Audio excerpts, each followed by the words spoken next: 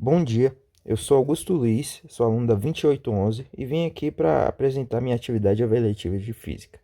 Então, eu produzi um slidezinho para poder ficar mais interativo. Então, vamos lá. Com base nos assuntos abordados no segundo capítulo do livro de física, eu decidi pegar a questão 3, que abrange um pouco sobre o assunto de notação científica e ordem de grandeza. Então, vou ler a questão aqui para vocês. O quadro a seguir apresenta a área dos 5 oceanos terrestres. Escreva essas medidas em notação científica e determine a ordem de grandeza de cada uma delas. Então, aí ele apresenta os valores embaixo do Oceano Pacífico, Atlântico, Índico e Ártico, todos em quilômetros quadrados. Então, primeiramente, para nós calcularmos a notação científica desses determinados valores, temos primeiramente que entender algumas regrinhas. A fórmula para poder resolver esse cálculo da notação científica é A vezes 10 elevado ao expoente n, sendo que esse A obrigatoriamente tem que ser um número maior ou igual a 1, e sempre menor do que 10, ou seja, tem que ser um número entre 1 e 9. Então, sabendo disso, vamos para a próxima parte. Como nós podemos ver nessa tabela, todos os números são extremamente grandes e não chegam nem perto de ser um número entre 1 e 9. Então, para que ele se torne um número acessível às regras da notação científica, temos que transformar eles em números decimais.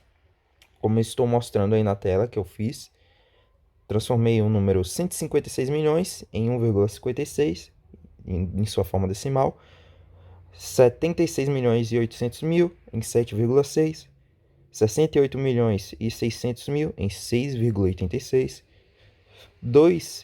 20 milhões e 300 mil em 2,03 em 2,03, 14 milhões e 100 mil em 1,41. Então, se nós pegarmos esses números decimais e aplicarmos na fórmula que foi dita anteriormente, que é A vezes 10 sobre N, nós já temos uma parte dela. Agora nós precisamos entender um pouco o que é esse N que está na fórmula. O N seria a quantidade de expoentes que nós pulamos, que está antes da vírgula. Então nós iremos contar qual é a quantidade de expoentes que está antes da vírgula e ele será o valor de N. Então vamos dar um exemplo aqui. No primeiro valor, que seria 156 milhões, transformando ele para decimal, ele fica com 8 casas antes da vírgula, ou seja, o expoente n será o número 8. Já no segundo valor, 76 milhões e 800 mil, ele fica com 7 casas antes da vírgula, então o expoente n será 7, e assim por diante. Então, vamos para a próxima parte. Então, sabendo disso tudo, podemos deduzir que quando o valor numérico que vem antes da potência, ou seja, o A, é menor que 3,162, que é a raiz de 10, a ordem de grandeza vai ser a própria potência de 10. Mas se este valor, o valor de A, for maior que a raiz de 10, a potência será, ou o valor será a potência de 10 com seu expoente somado com mais 1.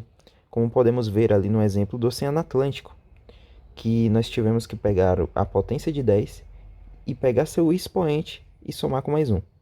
Então, fazendo isso, nós podemos assim adquirir a ordem de grandeza, como nós fizemos também com o Oceano Índico, que tinha um valor de A maior que a raiz de 10.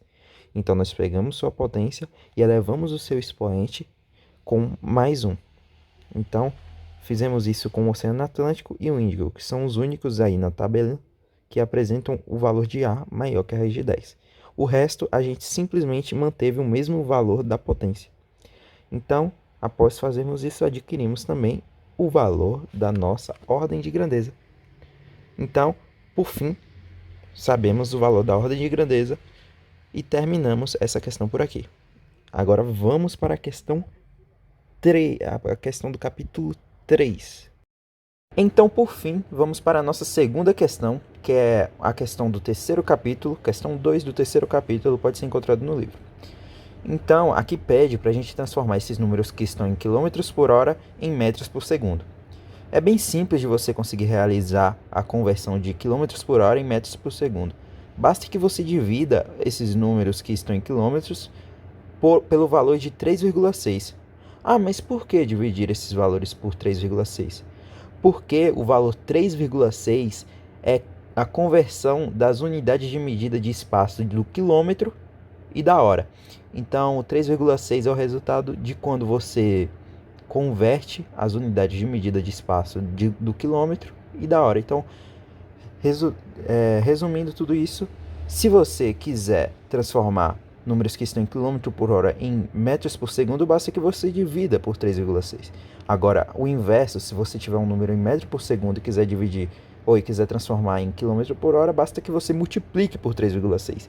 E por fim, se a gente dividir 18 km por hora por 3,6, ele acaba se transformando em 5 metros por segundo. Se você dividir 54 por 3,6, dá 15 metros por segundo. 900 por 3,6 dá 250 metros por segundo. E também 1.500 ou 1.400 km por hora dividido por 3,6 dá 388 metros por segundo. Então, eu vou acabando por aqui. Muito obrigado. Valeu, tchau.